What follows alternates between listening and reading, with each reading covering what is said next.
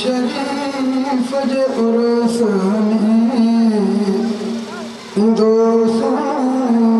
दिल पर साईं मुफ्ती मोहम्मद शरीफ जे उरसानी दोस्तों दिल पर साईं मुफ्ती सोने जो मिठा गादी हलंदो रहंदो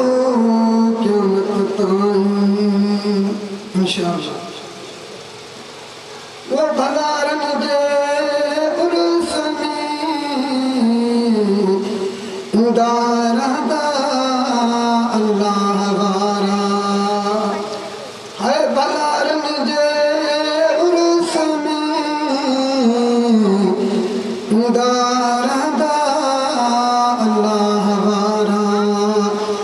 अची पढ़ंदा कुरान मिठा साईं अची पढ़ंदा कुरान मिठा साईं ईंदो सोनो दिल भर साईं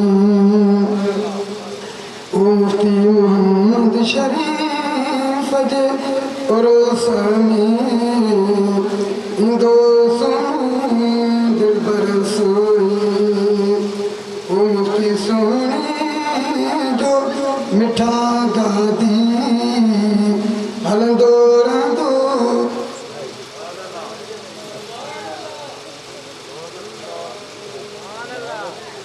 उर्स में ईंदो सोनो दिल भर साईं मुफ्ती सोने जो मिठा गादी हलंदो रहंदो क़यामत ताईं। वो मुफ्ती मोहम्मद सल्लल्लाहु अलैहि वसल्लम वो मुफ्ती मोहम्मद जो आशिक़ हुयो कुरान जो हाफ़िज़ वो मुफ्ती मोहम्मद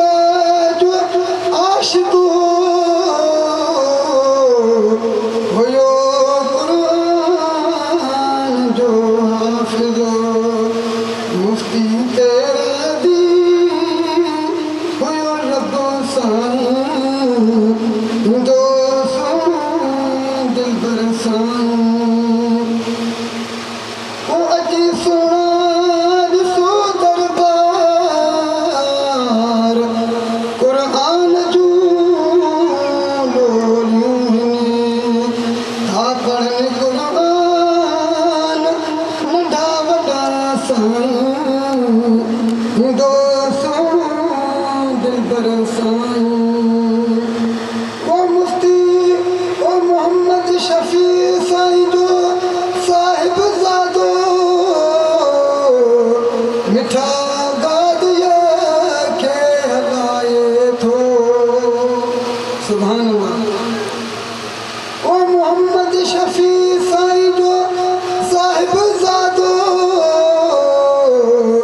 मिठा गादीअ खे हलाए थो पढ़ाए थो तालिब सुणा साईं पढ़ाए थो तालिब सुणा साईं ईंदो सोनो दिल भर साईं ओ शफी मोहम्मद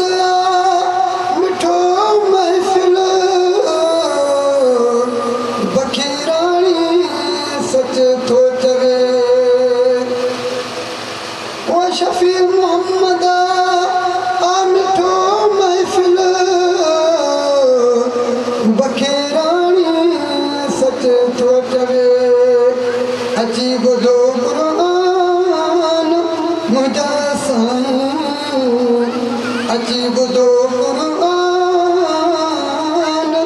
मुंहिंजा साईं ईंदो सोनो दिल भर साईं मुफ्ती मोहम्मद शरीफ जे उर्स में आए मुफ्ती मोहम्मद शरीफ जे उर्स में ईंदो सोनो दिल भर साईं मुफ्ती सोनी तो बिठा गादी हलंदो रहंदो क़यामत ताईं हाय मुफ्ती सोनी तो बिठा गादी हलंदो रहंदो क़यामत ताईं इंशाअल्लाह।